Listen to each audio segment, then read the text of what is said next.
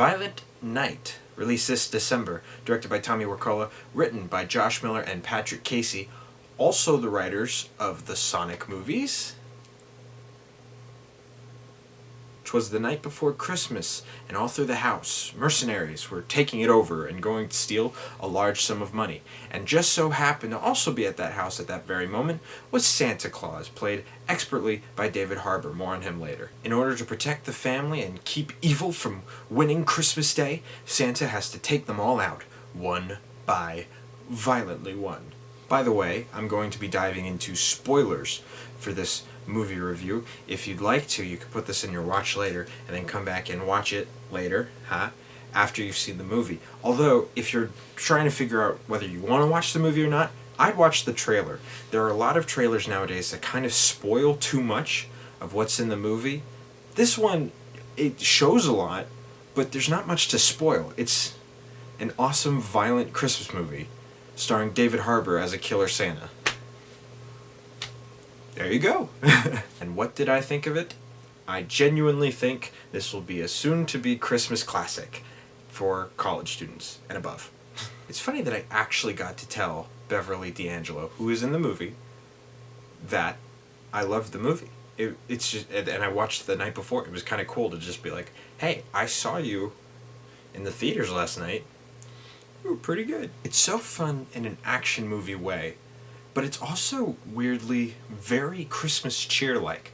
I think this movie hits on a lot of great Christmas moments that are classic turned very violent and very dark. The action is so awesome that some points the movie has to remind you that the protagonist is Santa. Are you gonna help us, Santa? Yeah, Trudy. Santa? You're on my nice list. I have a small list of actors that I think would play Santa perfectly, and that includes Jeff Bridges and Jack Black. Jack Black in particular, I have a very particular Christmas script that I've written in mind where he'd be awesome as Santa. But no matter, because David Harbour, although he wasn't on my list, wow, am I glad he was on somebody else's list, because he is so good here. He's got a lot of David Harbour charm to this role, but he's turned it into this amalgamation of a very sweet and caring and really good Santa, a very awesome and violent and very, brutal action star, and Santa. And he does it so well. He was perfect casting for this movie, and he was perfect casting for this Santa, and I'm very excited to see his face playing Santa, probably every Christmas to come, because this movie's awesome. Everyone in the cast did very well.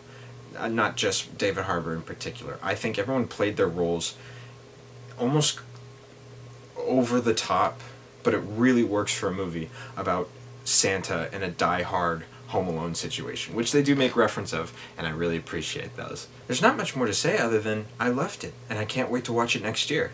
Okay, that's my movie review for the holidays. I do plan on talking more about Christmas movies that I've watched throughout December later, but this one in particular I wanted to do just because I think it's going to be the only one that I see in theaters that has to do with Christmas. I used to do movie reviews for this channel, but and by used to I mean I did them for a week, and I didn't like doing them because it was weird. It was like I was being critical and trying to act professional and stuff like that, but I didn't know what I was talking about. And also, movie reviews in general are just opinions of a person that is not you, if you think about it. The best reviews, in my opinion, are general ideas of what the product is, and also the input and opinion of the person reviewing it. So, for example, I've parodied his thumbnail and the beginning, but Chris Stuckman, he is a great movie reviewer, because it doesn't feel like he's saying, don't watch this movie because I say it's bad. It's more like, this is what I saw, this was the experience I had, and I enjoyed it, or I didn't like it. You should do whatever you want. And that's kind of what I like. Jeremy Jahns is similar in that way too. I like the reviews where it feels less like, this is my critical analysis, this shot was incorrect, this is this. I like it's like, I wouldn't have done that, but this is how I felt about it, and whatever. Because that's another major thing that I think people forget about movie reviewers and movie reviews. The experience matters tremendously in this situation. If I watched Violent Night in a theater with friends, great food, feeling great, watching it in a great mood, I would love the movie. But if I watched it on a plane, it was censored, I had a cold, there was a screaming person next to me, I had a migraine, but I forced myself to watch that movie, chances are I'd probably connect that movie with a lot of those bad experiences that I was feeling at that time. My point is that movie reviews do count, and they do make sense, and I do enjoy seeing and reading and watching them. But I think everyone still needs to make their own opinion with it, if that makes sense. Like, you shouldn't attribute an experience by somebody else's review. I think if you want to experience it, experience it. Point is, live the life that you want to live. I guess that's what I'm trying to say. I also make note of that just because this is the point that I make every few videos where I always like to say I would like to be in the film and television and specifically, ironically, not very specific, entertainment industry one day. And the reason why I bring that up is because I'm not making this review to be critical, even though I could probably say, oh, I wouldn't do this, oh, I wouldn't do this, blah, blah, blah. I'm making this review because I love this movie. I love that this movie was made. I love that this movie was written. I love that a bunch of people said, this movie is worth making, let's make it, and now it's here.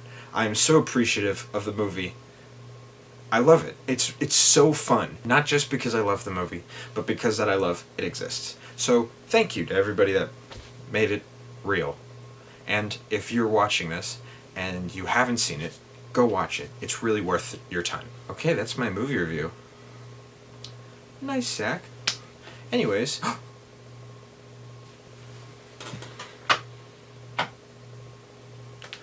Even though there was no point to it, I still did it. Anyways, see you tomorrow.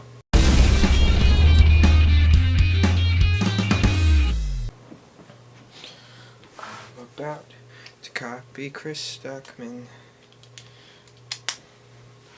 Behind the scenes, admitting to crime.